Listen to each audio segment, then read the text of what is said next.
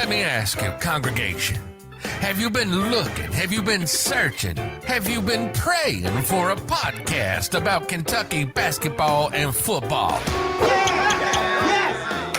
A show that will speak to you. A show built for you. Something powerful, fun, real, raw, and opinionated. Well, baby, open up your ears as we open up our minds. Let's do this, baby. Let's do it.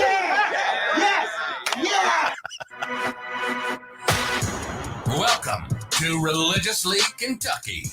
If it's Kentucky football and basketball, we are all about it. And we're talking about it. And we're damn sure opinionated about it. This is Religiously Kentucky. And now your hosts, Jay Hayes, the Wild Child, and J.D. Hall, the voice of reason. Big Blue Nation, what is up? I'm your guy, Jay Hayes, and he is, as the introduction said, his voice of reason, J.D. Hall. And we are Religiously Kentucky, joined by a very special guest. And if you don't know this guest, then do not talk to us about football. The one and only. One of the best out there. The one and only. The one that I like to troll sometimes on Twitter. Van Hiles. What is up? Mr. Burnt Toast himself in the flesh. I mean, whoever does that intro, who does that intro for you guys?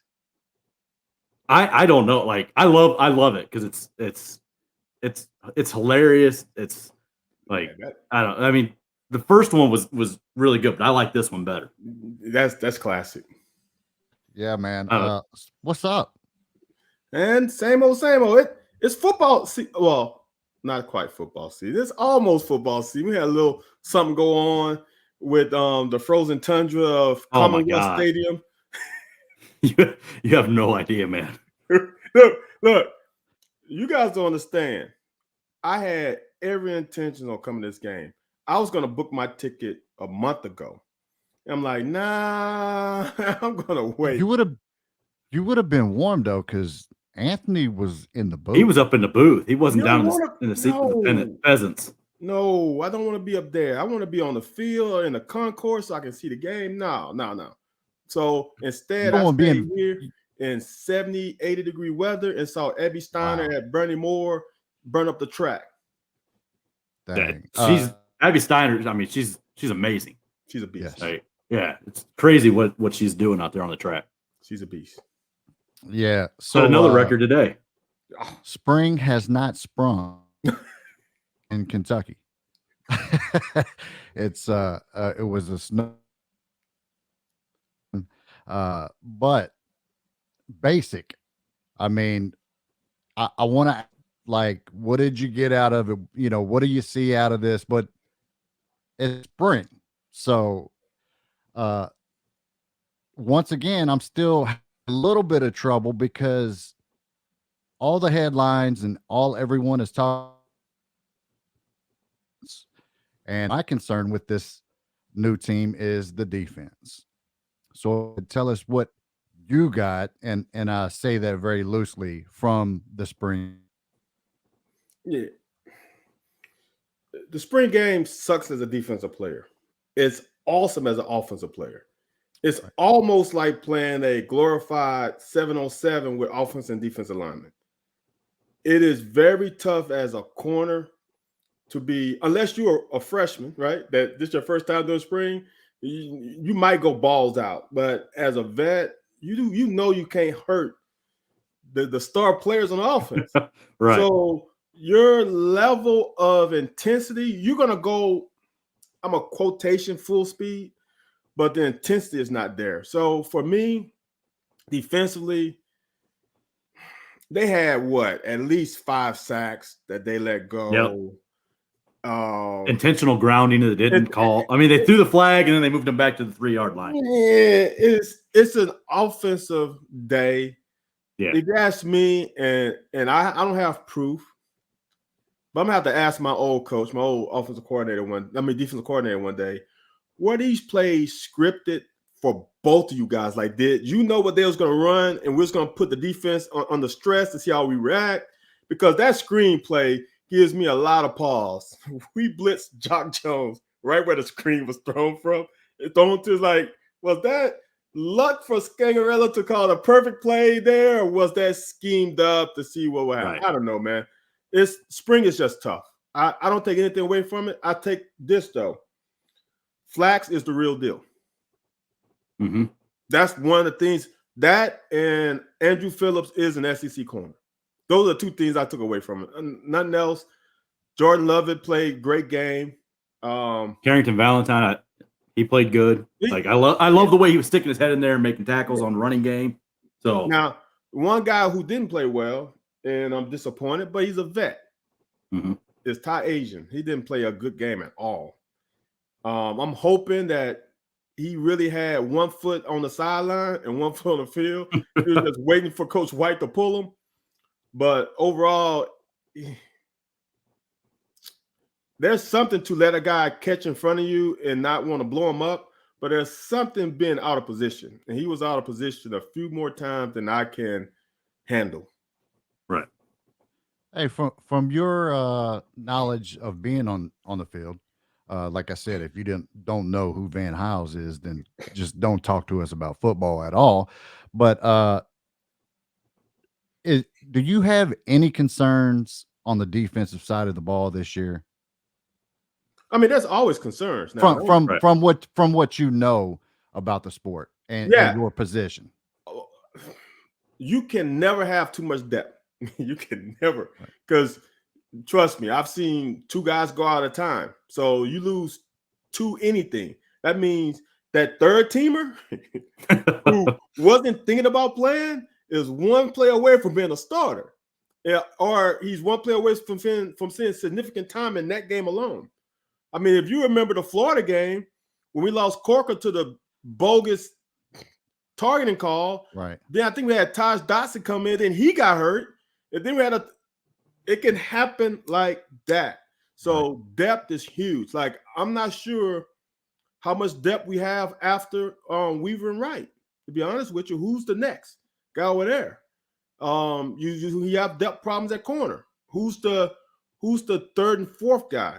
Because is it going to be Stewart and Kobe? Kobe is not even here yet. He's still in high school. Is it going to be one of those two, or is it going to be a transfer guy?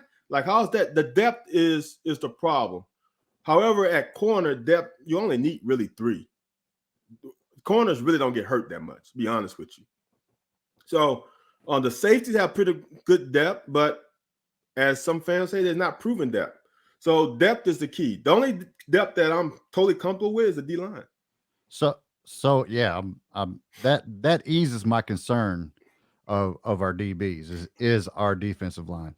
But let me ask you this: is it concerned that I'm saying that teams are going to drop 300 plus on us this year? Is that overboard,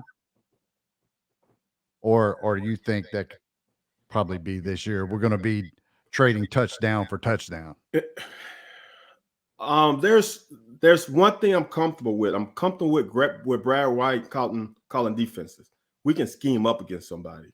Mm-hmm. Second of all, there's going to be a couple teams that's going to put 300 on us anyway. I don't care who's playing secondary. Tennessee's going to throw the ball 50 times. Mike Leach's going to throw the ball 50 times. Now, you're talking about the other teams like Missouri. Do I worry about them putting 300? I hope not. Who else? Georgia, they might. I doubt it. Like, there are teams that are going to put up 300 regardless. What I like is we are solid up the middle. We got good inside linebacker play. We got good defensive line play. That is half the battle, because what happens is if a team can't run on you, it's easy as a corner to play pass, because I know they're going to pass it. I don't have to read it. I know 2nd and 10, they have to pass because we up 14 points and they can't run. The problem is when they play action fake you and then your eyes get in the backfield and then you get lost. That's when the problems hit. I think that if you remember after the 2018 season, when we had Brandon Eccles come in as a JUCO, and we had Brown and the guy who just transferred, who I wasn't that big a fan of. Those two at the other corner, people was like, "Oh my God, we're gonna have problems." And that 2019 passing secondary was pretty damn good. Right. All starts up front. Yep. And I was really impressed with the wide receivers that we had out there that were playing. Now we know there's 3 of them that still haven't stepped foot on campus yet. So that room is as good as it looked with Key and Robinson and Harris and those guys. Now you're still going to be adding Baker, Barry Brown, Jordan Anthony. So you're adding a ton of speed and SEC experience with Baker to that room. So when I was watching the spring, that's what I was watching. I was watching, like, I wasn't watching the defense so much. I was watching the wide receivers and the offensive side and the offensive line and those guys. And, you know, some of the play, like Dan Key going up for that pass. I mean, you highlighted it and called it the best throw in the spring game. Going up and high pointing that ball in the middle of the field like that, catching the ball off his shoulder, like, and still having the concentration to catch that ball. Like, right. We haven't had that type of talent for the most part the last few years in the wide receiver room. So even Key is at a different level than what we've seen there. Yeah. And, you know, after that spring game, and I know it's skewed towards the offense to make them look good, but I don't see how there's any way Key doesn't get a lot of run on the field this year. Yeah, it's going to be interesting. You can't have too much depth at wide receiver. Well, and Crowdus didn't play either. And here's the deal, right? How many times do you think we're going to pass the ball? Because all I've heard all spring is all they doing is chucking it. Right. And so are you really going to give the ball to C-Rod 18 times a game? And you're going to throw it 30 plus? You're going to give is the offensive line a concern? Oh, look. It looked good in the spring game, but again, it's spring game. This is so hard for us BBN fans to understand because it's an unknown. They don't like unknowns, right? Right. They would rather go get a 5-star guy that they have read in Rival and 247, and they rather see that because they have done their research and they read up on him. Oh, he's the 5th best. You don't know about Buford. Buford played a really good game. You don't know about Wallaball. He played a decent game. Flax played balls out. I was high on Flax last year, and I think mentally he got screwed up when they brought in Dare. He played a great game. So it's like, did we know about Josh Allen before Josh Allen became Josh Allen? Right. True. We had no idea. Benny Snell was a 3rd running back. Yep. Before the backup got hurt. So it's like, let's let these guys play out. And I said this all the time. Let's let spring play out and then see how it goes. And then we know, okay, we definitely got to go get an offensive tackle. Regardless. Now, to me, it's like you go pick the offensive tackle that has starting experience, might have played in the SEC. Y'all know who I'm talking about. And now he can just plug and play. I don't want this guy who was a bag up. He sat for 2 years.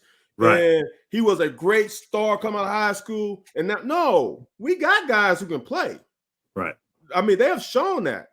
We want a guy who can go right now, be a starter, and now the other guys have a little bit more time to develop. What I saw at the game, now, like I said, the spring game is hard to go by, is that starting 5 played well together with Buford and Horsey, Cox, Manning, and Flax. They played great together. Yeah. Now you just need about 3 more guys. Now, who are the 3? Jagger, Young, Wallaball, Wilson. I mean, that's 9 right there. Yeah. If you can't get that guy from Tennessee that played at that school in Tennessee, the very smart school in Tennessee, not that other school in Tennessee. If you can't get him, you better find me another starter. Because if not, let me roll with the guys I have who's already in the culture. People don't understand that room, the cohesiveness, the togetherness is so much more important there than any other room. Right. They play together. They play on the string. And if you bring in some guy who's a, lack of a better word, a cancer, although he's a great dude, a great player, he can disrupt that chemistry. And when I was watching the sideline, there were two groups of position groups that seemed to be having the most fun on the offensive sideline. It was the wide receivers and the offensive line. Like those two groups, like anytime they were playing music, they were dancing and like having fun and goofing with each other. So you could see there's a lot of chemistry between those players in those rooms. Yeah, the offensive line is kind of like, I'm a track guy. It's like the 4x1 relay. How those sticks are so important. You got to trust the guy who you hand the stick off to, etc. It's that important. I mean, I'm just saying, I went to a track meet overseas, and the 4x1 team that came with us, they walked in the order the whole time. If they was walking across first, second, third, fourth, if they were walking a straight line, first, second, they kept, no matter what was going on, they stayed in that formation the whole time, and they stayed with each other. They never got split up. It wasn't like two here and two. No, those four guys stayed together the whole time. That's how the line is. They don't look when they pass the baton, right? No. You just take off and run. You stick your hand back open and expecting the guy to put the baton right in the spot he's supposed to. Yeah. So that's the O-line. I bet those O-linemen, they eat together. They go out together.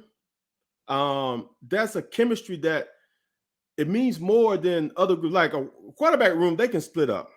Running backs, they can split up because they're not dependent on each other as much. DBs, we can split up. But that O-line, man, when they run those stunts and those twists and all this stuff, and they got to be coordinated with each other and believe and trust each other, it's something that's deeper than what people can understand. Which that was another play you highlighted today on Twitter was those guys passing off the twist right there in the middle of the line. So I think it was Cox and Manning that on that video that you showed. So yeah, that's huge, man. And that's a new guy who came in. Right. For him and Cox to work together like that and do that technique where they're tight to each other, so it's easy to pass it on. Then you've been some more separation, and it was a thing of beauty. I mean, it seemed like a little thing, but when we play at Florida this year, right? Mm-hmm. When you're in the swamp and that place gets loud, do you trust the guy next to you? He gonna if his butthole's gonna get tight, or he gonna stay? All right, we in here together. I mean, trust me. It's funny. I've been into some trenches with some guys who butthole got tight, and it's not a fun experience, man. This is my concern. Yeah.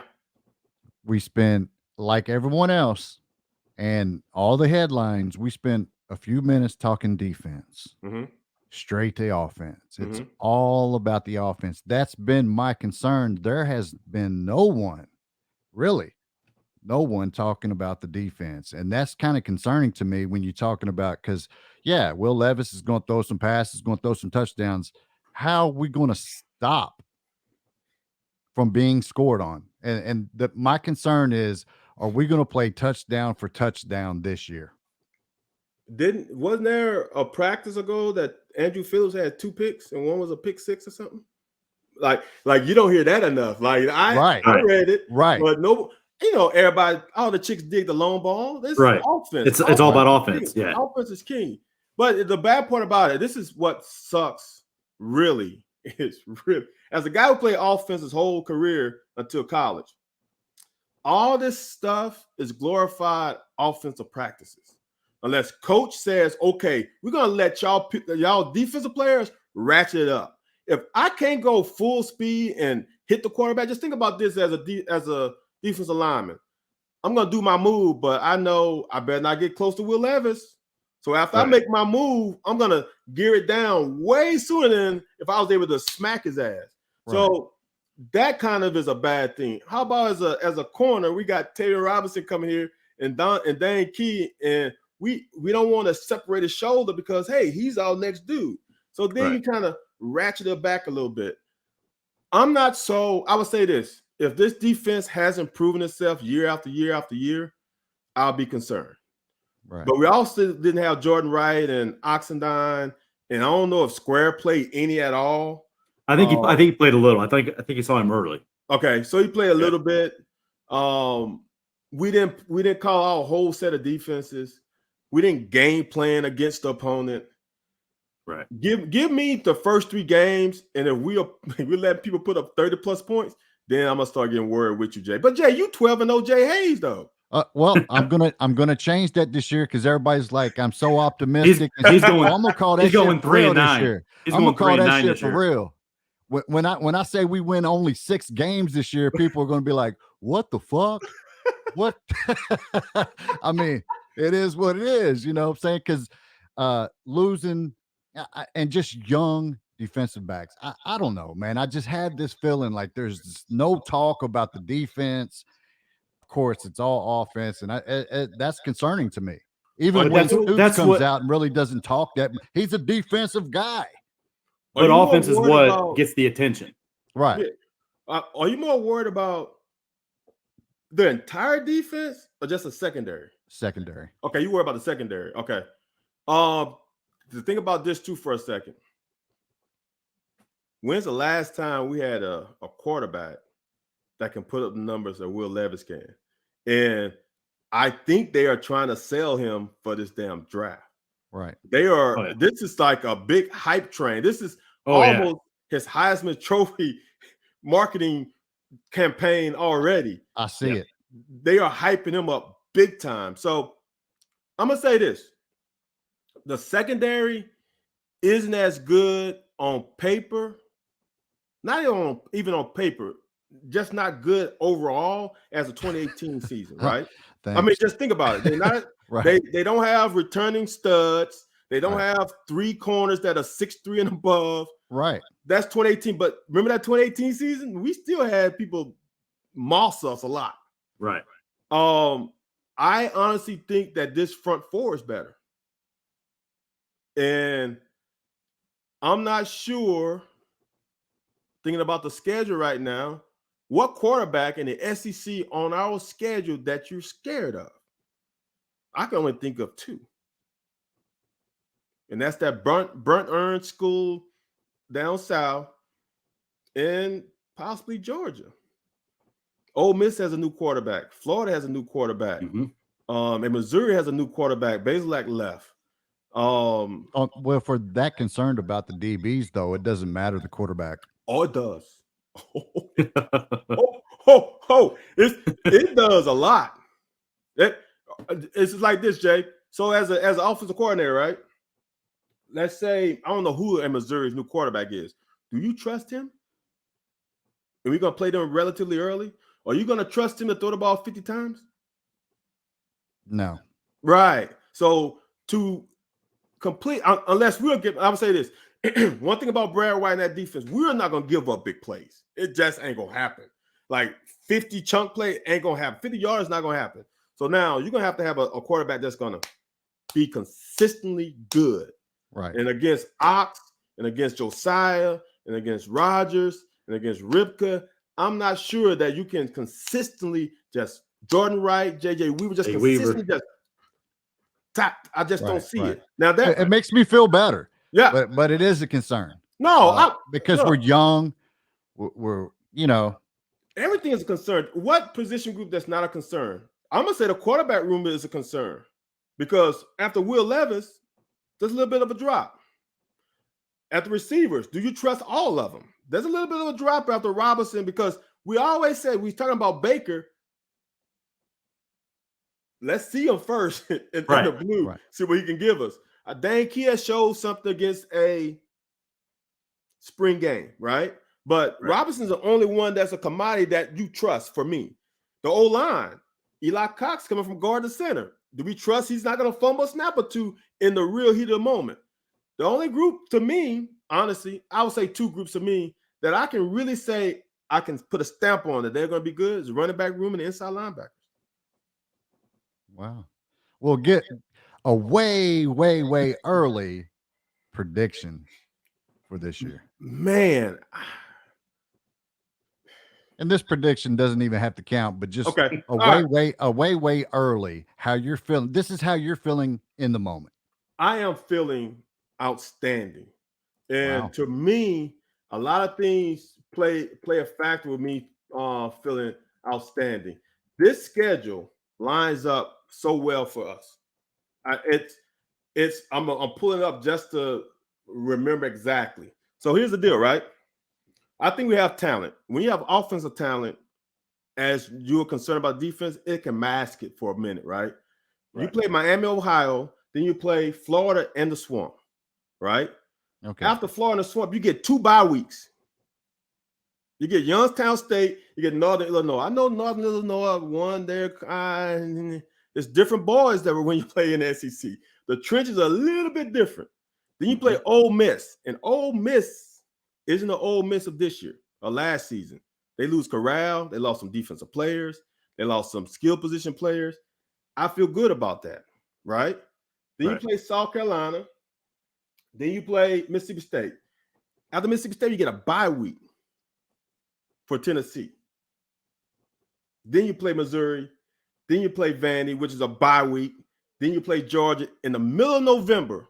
Hopefully it's snowing. Hopefully it's like what y'all saw Saturday. Oh, Jesus. Against Georgia. Maybe a little bit worse. Right.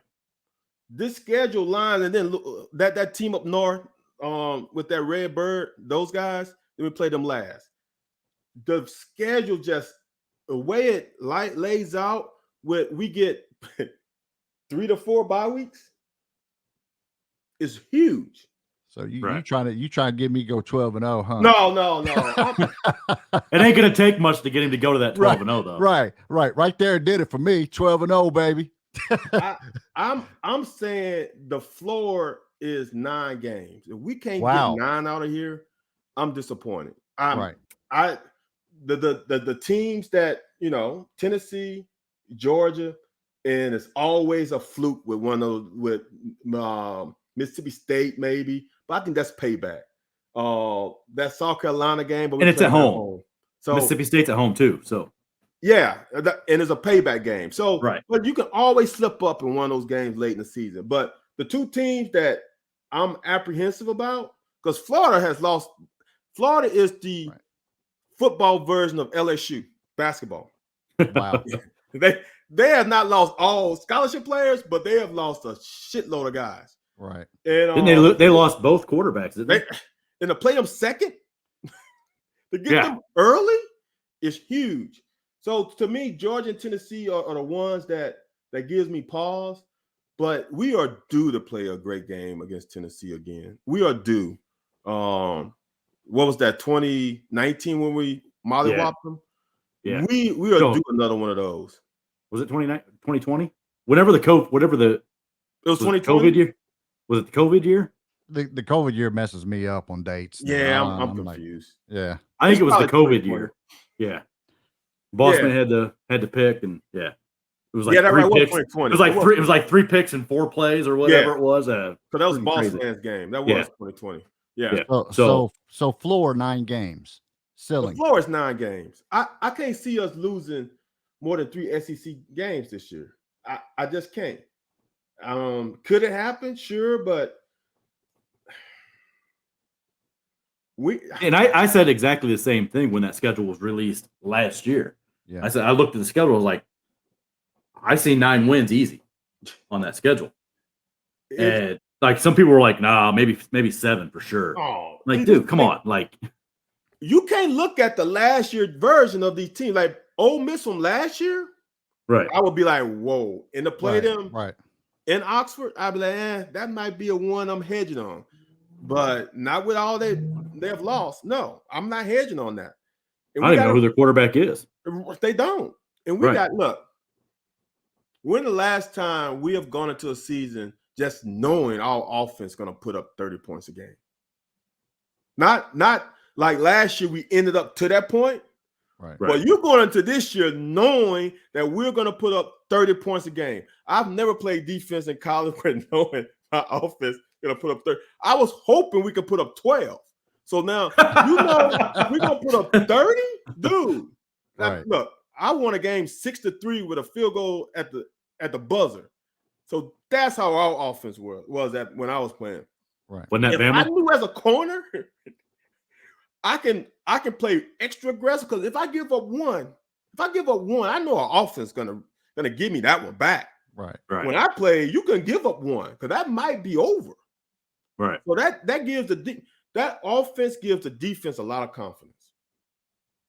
And we talked about like Tennessee, we're due to play good against them again. I don't think really overall there was like 3 plays in that game last year that led to that loss.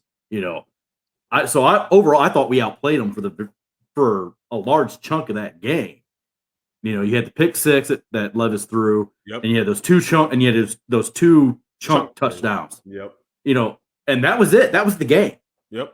And so I didn't feel as bad after that game as other people did because it came down to 3 plays. Is essentially what it was. When they hang up 50+ points on you, I mean, I get that. Yeah. It stinks, but like they didn't stop Kentucky the whole game. No, Kentucky stopped Kentucky on that last drive. We gave up 50, but we put up 40. When the last time we put up 40 points like that? And those are the games I'm talking about, touchdown for touchdown. I could see that with our defense this year. Yeah, I just don't see any great offenses. Jay, give me a great offense out of this Florida scaring you? I mean, those names do. Yeah, see, that's the thing. See, those names do. The names do. But this is not Steve Spurrier, Florida. Right. Yeah, that's the teams that I see right now that can put up a shit ton of points on us, potentially, it's Mississippi State and Tennessee. Georgia's not going to hang 40 points on you. Right. And the only reason is because I'm trying to be realistic. Optimistic? Realistic. Yeah. The fans are like, be realistic. Don't root for your team and say 10 wins, Jay. See, be realistic. That makes no sense to me. Those teams never scared me. And after talking to you, look at these other teams and see what they got. Like you said, teams have lost pieces that they need. I'm optimistic about Georgia this year. Yeah. I mean, they lost some guys. Now they got some guys, but still, every year I go in it with that feeling of, being optimistic. But this year I want to try to see if I could be real. I mean, I most likely I'll say 10 or more wins, but I might have to be like you guys and see what the first 2 show me. Week 4 is going to say everything to me. Week 4 to me is the season because Northern Illinois is not a slouch. If we come out and play SEC ball and mollywop them, now I'm feeling real good because that's going to be a real test. It's going to be a test for the guys to mentally prepare for a team that's not in a Power 5. They have a directional component to their name. Mm-hmm. Are you going to take them for granted after you play Youngstown State? Are you going to take it easy on them? Are you going to be focused and ready to play? Are you going to look ahead to the Ole Miss game? If they come out and drill Northern Illinois, and I mean from the jump, let's not ULM. Yes. Let's not make it where it's 10-7 at halftime. Right. And we are still no. We come out and we go 21-3 at half, and then we end up 42-14-17. Okay, now I'm feeling really, really good. Because I just think after that, the SEC schedule just lines up well for us for a change. And the only issue about the Tennessee game is that Kentucky under Stoops has not played well after a bye week. Yep. They went to Mississippi State after the bye week last year. So that would be my concern with that game is the history under Stoops after bye weeks. And that bye week is so important when you don't have a good offense. Right. But when you got an offense that can put 30 points on the board, it makes that bye week a little easier. Because usually the bye week happens and you're in a struggle, like it is a dogfight. It's 15-12 and like that kind of stuff. Where then the defense might wear down. But if we hang 40 on them, I'm feeling better about it. I mean, the time we played them in 2018, what was the score? Like they scored at the end of the first half and we were like 10-3 at the end of the first half or something. Like that kind of stuff is hard. But we come out, I think this team with a proven quarterback makes everybody else feel at ease. You just know that guy's going to go out there and perform. It makes a difference for everybody. Yeah. Give us a shocker for this year, like Kentucky beating Georgia, or Yeah, going to Atlanta. This is my shocker, and this is what I really think is going to happen. We're going to lose to Tennessee and beat Georgia. Damn. And we're going to be SEC champs. But here's a part about it, right? There's going to be a segment of BBN who is not going to accept it because we lose to Tennessee. Because we haven't beat Tennessee in what? There'll be 2 years, I guess, back-to-back years. Which is then crazy. When I said that, so crazy because when I play, we'll be in like 30+ years. Right. So that'll be 2 years in a row. See, I will give up beating Tennessee. That's what I say. Yeah, because but like one. Right. Do you wait? Let me ask you. Do you think we could lose to Louisville? Oh hell no. No. Okay. No. But hold on. But you can lose to Louisville if you play Georgia and mollywop them for the SEC champ. It's gonna be a party. Right. Right. You might sleepwalk into that Louisville game. Right. Now the good thing about it is at home, but still, I'm just thinking about me at 20 years old. If we beat Georgia and we are crowned SEC East champs, right? I don't know how I'm gonna. Van's gonna look like the guys from Varsity Blues after that night at the strip club. Right. That's what's gonna happen with Van. Dude, can you imagine how everybody's gonna be patting you on the back that whole week? Yeah. Dude, you're gonna be. They might carry you to your class. Yeah. Seriously, that. So I mean, Louisville their talent level is just not where it should be, but we might be halfway drunk going to that game. I can see that. Yeah. Well, switching a little gears, if you'd like to stick around, Van, we're going to talk about some transferring, and you're a sports guy. So some football guys were like, "Well, see you later," but you are a sports guy. You know everything about sports, pretty much. It seems like sometimes I troll you and like, no, that's just for fun and entertainment, Twitter stuff. But moving right along into some basketball transfers. And we got the Keon Brooks Jr., he's going to test the waters, not signing with an agent, just as, know, I'm totally on board with that. And then you got Bryce Hopkins transferring, going. Yeah. What do you think? I wish he would have came back. I think another year in the program, in the system, but what kind of are we going to have another logjam at the 4? Because that's where he needs to play. He needs to play at the 4. He can't play at the 3. And when he had issues, when he was in there playing the 3 and not playing the stretch 4 position. So, but if Keon comes back, then you got Jacob Toppin, you got Chris Livingston, you've got, those guys are going to play in front of Bryce no matter what, So, do I wish he would have came back? Yeah. Is it really going to hurt the team that he didn't come back? No. That's my thought. What do you think, man? Man. Nobody was clamoring for Bryce Hopkins to play all year. Then all of a sudden, when he transferred, oh my God, where am I? Right. Come on, man. Here's the thing about Kentucky football. To me, is equivalent to Alabama. I mean, Kentucky basketball equivalent to Alabama football. Right. You might be great in high school, but when you get your ass on campus, you got two coaches that created two cultures that expect a lot. Right. I've got Christian. What's the linebacker? I can't think of his last name. I ran track with his mom, and she said Saban is no joke. What you think is no joke is only a taste of what it is. Right. I feel like that with Cal too. Dude, he's not gonna. Yeah. And that's so some kids can't handle it. And that was one of the things I heard about Hopkins. He needs to be coddled a little bit. And you're not going to get caught, and you're not going to get coddled with Cal. That's that bullshit ass AAU circuit. Trust me, I've been on it. I've coached on it. And it's some kids are not even the same town as the kids they play with. They meet on Saturdays. And what can a coach do? How can I coach y'all when I haven't coached y'all all week? I'm just rolling on the ball and let y'all talent just take over. There's something about only certain players can handle it. Davion Mintz came and he handled it. Oscar came here and handled it. There's some guys who are going to come here and they're not made for this culture. and it is what it is. And then they just go on, they move. And good and good best players. of luck to them. And best of luck to them. Like, go find a spot that fits you and that you can excel in. You know, so I hold no grudges to any player that transfers ever.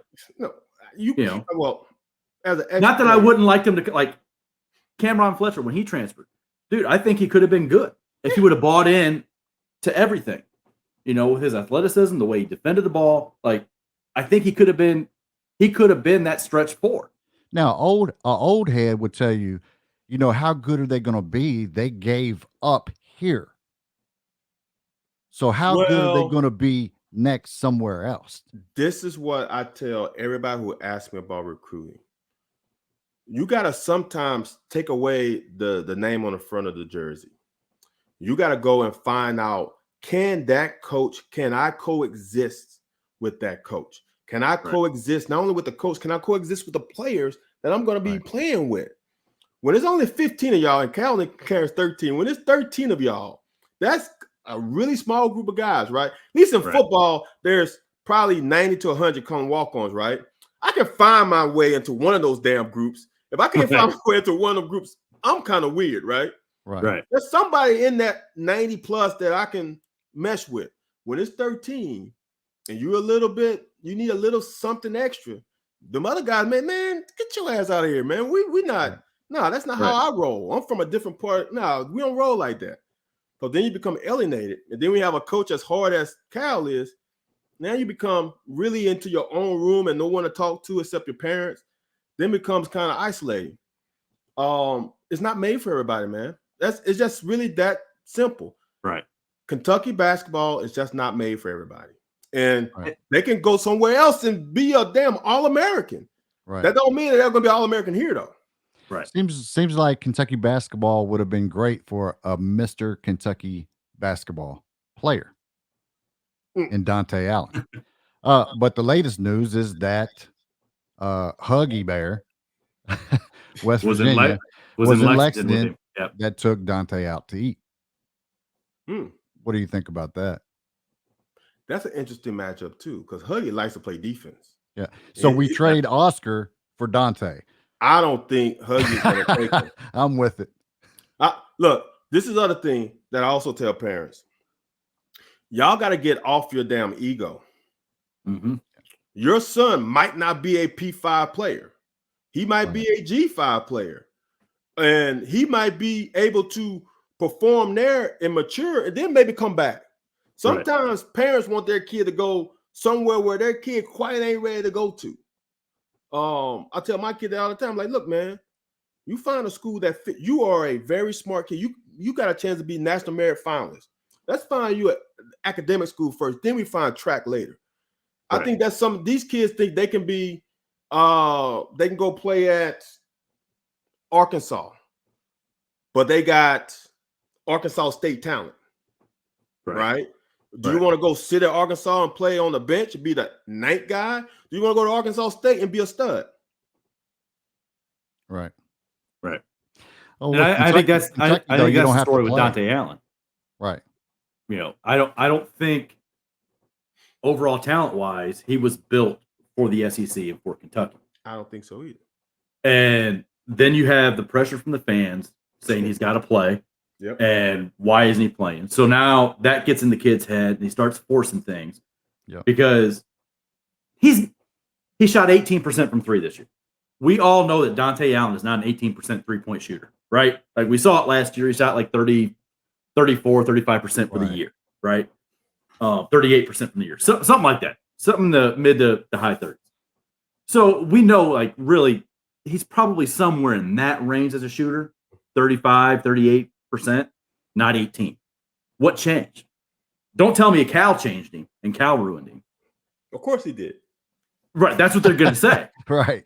But to me, it's the pressure that kid's putting on himself now because he's hearing all this stuff from the outside on Twitter, on Facebook, in his own life offline. You know, people saying, why aren't you playing? You should be playing. And then he gets out there and he's thinking too much. He's forcing things. He's rushing his shot. Like all that stuff contributed to what we saw from Dante Allen. Cal playing him more would not have fixed that, because that noise was still going to be there. Because no matter how much Cal played him, it wouldn't have been enough in a lot of fans' eyes. Yeah, I say this. Just imagine, this is why people got to get off their pedestal. It's like, just imagine if he went to Murray State. Let's just say he went to Murray State, right? Right. And he balled out. He was 1,000-point scorer in 2 years. He was shooting 40% from three. He was shooting 90% from free throw line. He was doing all this great stuff at Murray State, right? So now like you said, his mentals are on a level that's crazy. Then he might could have been able to come to Kentucky, because now he's like, I don't give a damn what Cal said. I just put up 1,500 points at Murray State. I know my game. My game is that. Now you can do all that crazy shit and talk all that crazy stuff, but I know who I am now. He could have been Kellen Grady. Exactly. Yep. So that's why our parents need to understand, dude, is pump your brakes, have your son or daughter go to a school that they can be successful at. And if it's a great academic school, that's even better. And then if they want to say, okay, I've proven myself on this lower level, now I want to go play with the big boys and big girls and see if I can do it there. Now, they're in a good space. Yeah. When they go to the big boys first, they can mess up their mentals, man. Yeah. And we're also waiting on decisions from Oscar Tshiebwe. Which did you see the firestorm that was created on Twitter earlier today? No, I didn't see. Somebody created a fake John Rothstein Twitter account, like the picture and John Rothstein, but had their original @. So it wasn't like he created a whole new Twitter profile and put out there that Oscar was foregoing the rest of his eligibility and entering the draft. Wow. And like people started to fall for it, and then they saw who put it out. And they were like, "Oh man, you motherfucker!" Like what the hell? This is what I'm going off of. New merchandise, NIL money from Oscar Tshiebwe. Oscar Tshiebwe put that out. Right.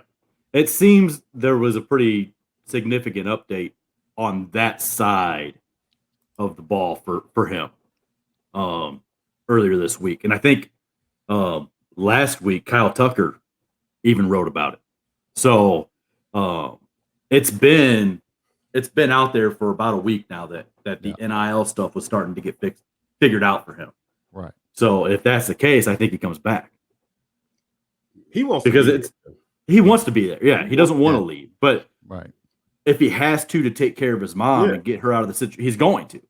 And if he can stay at Kentucky and still play, but still is able to earn that money on the NIL, I don't think he's going to leave, because he's going to make more money at Kentucky than he would as a second-round draft pick or an undrafted guy or overseas, whatever it is, So hopefully they get that figured out, not just selfishly as a fan that he comes back, but that so he doesn't have to make a decision that's solely based on making money, right? And not really 100% what he wants to do. Right. Yeah, I he wants to be that. The great thing about that kid is he's comfortable in his skin, and there are not too many young 20-year-olds who are comfortable in their skin. No. I'm 46, and I'm not totally comfortable. I can imagine being that age. Dude, and I think he buys in to BBN. I mean, and he loves everything about being a student. He might want to stay 2 more years if he could. It just seems like he's that authentic and genuine. Right. I'm not sure he's all about, I got to go to the NBA and prove myself. He's not like some of these other AAU kids who've been coddled, as you said, with Bryce Hopkins. Right. I think that college degree means a little more. Yeah. Yeah. So I think he is that unicorn. And I hope he's able to do what he wants to do. And like you said, JD, is not forced to go down an avenue that he really don't want to go down right now, because everything he said and everything I see from him, he wants to come back. Right. Well, here's another name for you, Shaden Sharp. Do we have to talk about it? Do we have to keep talking about him? And I know where the mock drafts have him, right? But there's some saying that he could fall a little later, and possibly make more NIL money for 1 year of college than going somewhere, in the first round. Right. And there's always his people, his family, his coach word, because we talked to Kyle Tucker. Cal didn't even want this situation. Right. And they have the family's word and the mentor, the coach's word. Right. So stay or go. We've said this 4 or 5 times on here. Until they show me something different, right, I'm going to take them at their word. Right. I'm not going to sit there and say Cal got played. He knew this was going to happen. Like all this other bullshit that you see going on Twitter, Facebook, whatever. At the end of the day, it's about relationships. And if you don't trust what you're being told as a coach or as a player, as a whatever, as a mentor, as a parent, then those relationships crumble. Right. And if Cal can't trust what he's being told by Shaden Sharp and his parents and Dwayne Washington, if he can't trust what they're telling him that he's coming in this year to sit, and that's the plan, he doesn't want to play, but he's going to play next year, then he's got to take him at that word so that relationship is still there. So he's not burning that bridge for future players. Exactly. So until they show me something different, I'm going to lean that he comes back. Ooh. But it's also like it's talked about he's a shy kid. He's not very outgoing. So is he ready to make that jump to the NBA where he's going to have to be an adult and social butterfly? Right. He's going to have to be that guy. If he's not drafted, top 5 now and he goes 7, 8, 9, 10, that's a big drop from money wise that he would make in the NIL. He would make as much money NIL wise as he would at that draft position, because it's like $6 million is the difference from the number 1 overall draft pick to like number 7. So that's a huge drop in that spot. So I don't know. If you had to force me to pick if he's coming back, I would say he's coming back, because I haven't seen anything from him. I haven't seen anything from anybody else that in his inner circle that says we're going to the NBA. Right. And it's been real quiet. So that's right. hopeful. What do you think, man?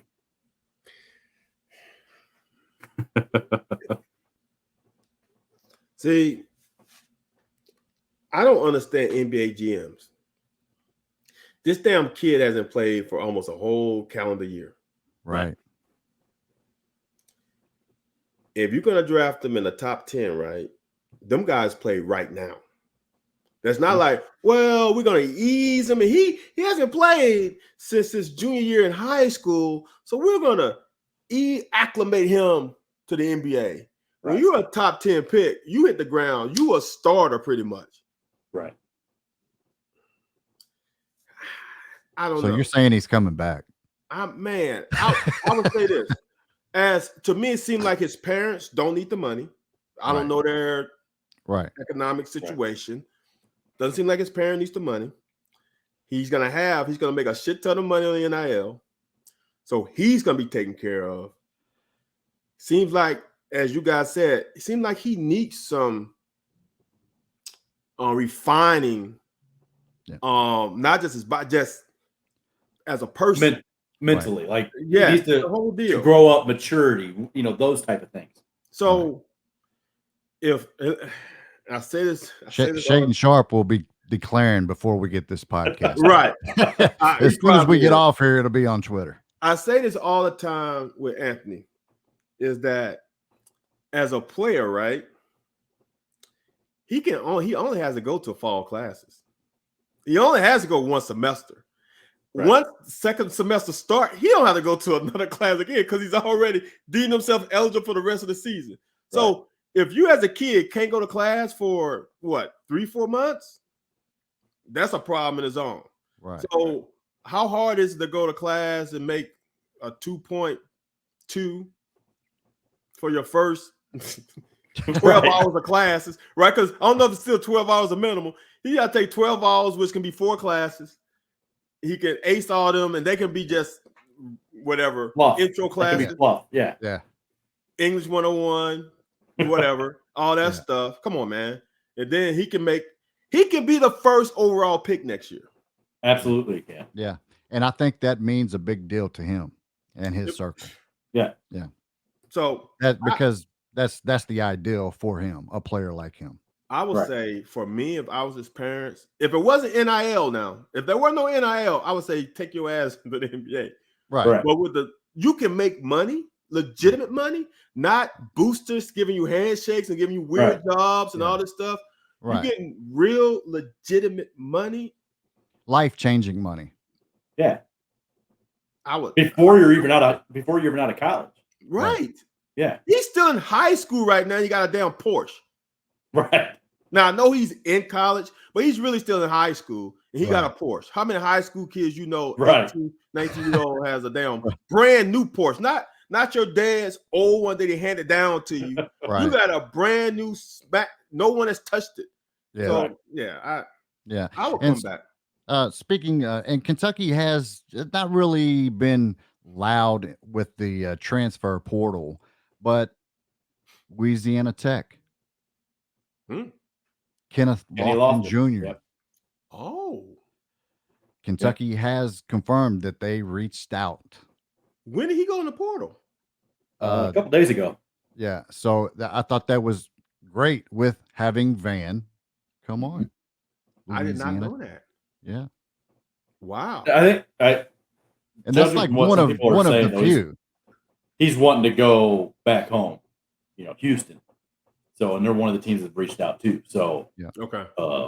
But it's interesting. Yeah. But I don't think anybody that they've reached out to, whether it's the kid from, what was it, Arkansas State or Norchad or Omir, or however you say his name, or Johnny Broom or Kenny Lofton. I don't think any of those guys are really options unless Oscar leaves for Lofton and Broom, or one of the other forwards leaves for Omir. So, but you have to do your due diligence. You have to reach out to these guys. You have to judge their interests. You have to let them know that you're interested. If we've got a spot for you, that's your spot. If something opens up, that's your spot. And hopefully they don't commit somewhere else. But we saw last year, it was May 17th, I think, when Wheeler committed to Kentucky. So we're still a month out from that. So some deadlines coming up, but April 24th for the NBA for a player to commit or to declare for the draft. So, and May 1st for the transfer portal. So we still got a little while to go for that. But that April 24th deadline, that's going to come quick. Yeah. Yeah, I'm not. Here's the deal. When you are a top flight school, you can wait. You can wait because all the top all BBN goes crazy, but we still have the cachet. People still want it. We are still in the top 5 of destinations. If we go ask, it's kind of like a kid here in Louisiana. If Brian Kelly says we want you, they're coming here. If you offer them for anywhere in Louisiana, 99.5% of the kids want to come to LSU. All they're waiting for is an offer. All these Porter kids, they see a spot on Kentucky. Not just they want to go to Kentucky, but if there's a spot open where they know that they can come and play, they're going to want to come here. The one thing people forget about is CJ Fredericks. Yep. I mean, it's like adding another player because we didn't have him last year. And if we had him this year, I guarantee you we win the first round game. Right. I think we win more all than those guys can be cold. Not everybody. Right. Damn. I think we win more than the first round. It was just God didn't want us to go. Well, wait a minute. You don't think it was came out? Fault? It came out. Grady had to see a specialist after the season for his foot. Oh, yeah. So there were legit reasons why these players struggled to end the season, but nobody wants to listen to that. It's all Coach Cal. Right. We know Ty was still injured. We now know that Grady was injured. Yep. I think Davion's shooting hand was taped since the last Florida game when Ty got hurt. So don't tell me that those things didn't contribute to the shooting woes. Right. So, but don't talk about that because now you're just a sunshine pumper and you're a Cal defender and you're just Right. like you're Dick Rider. but whatever, right? So, but there you have it, Big Blue Nation. Van Styles. Hey, we're going 12-0 in football. Sounds like a national title in basketball. I mean, that's what we do here, right? But there's Jay on his shit right. again. Yeah, I'm back, bitches. But this is the moment in the show where we usually do this thing called the dumbest shit from Twitter this week, but we're gonna skip it. Oh no! Because Van Hiles brings a good vibe. To this show today, to this episode today, and we're going to skip that. We're not going to be down on nobody. Instead, well, and part of the reason is too that a lot of the stuff that we saw all this week was all the same stuff, same thing, all the same stuff that we've been dealing with and talking about and everything else. So right. there was no reason to kind of keep rehashing the same shit over and over. And we over know again. that those dumbasses are out there, so we'll get them next week. We'll have some dumbass football takes coming out pretty soon. So then we can go in on that side. So instead of that, this segment is all about Justin Rogers and Chewy Monster. Yes. Hashtag get Chewy a sponsor. Oh, absolutely. That's what we want to do. So Justin Rogers tweets out, Big Blue Nation only cares about football. Right. I made a picture of him with Chewy holding his dog and go, no, we care about Justin and Chewy. So that is our mission, Big Blue Nation, today is find Chewy Monster a sponsor. So I quote tweeted that and tagged Chewy in it. They liked it and they're like, okay, like we're always here to help you, especially with the cost of your dog food or whatever. And then somebody, later on below Justin's original tweet, they're like, hey, DM us. Oh, about hooking up with him and doing something maybe. So, if that one tweet leads to something for Justin and Chewy, then Justin's gonna be able to buy all the Jordan 6s that Chewy wants to chew. Right. And keep a couple pairs for himself. So and a nice dog walker. And a nice dog walker. So Chewy won't be pooing on the steps anymore. The carpeted steps. Yeah. So we kind of exchanged stories. Fee. We exchanged stories about that too. Like, yeah, my dog chewed a part of my door frame. We were putting him in one of our spare bedrooms instead of letting him roam the house, but we didn't want to put him in a kennel. So we put him in a bedroom. He was fine for like the first 2 weeks that we did it. And then one day we came home and he ate the door frame, like 3 feet up, pawing at it, chewing at it, whatever. It's like, oh my God. Right. So we got in this big dog kennel. I came home from work one day. My daughter's rug was pulled up through the bottom of the dog kennel. The plastic had been broken and there was a big hole in it. He ate a hole in the rug. He broke the wire kennel. Like, he bent the front of it. Like, this dog went absolutely apeshit in this kennel. And then that's when Justin was like, well, how about him, Chewy chewing a pair of my Jordan 6s when I got home? Like, I had no words. So, like, dog ownership is another. It's almost like having a toddler, even when they're 3, 4, 5 years old, and they should be out of that chewing stage.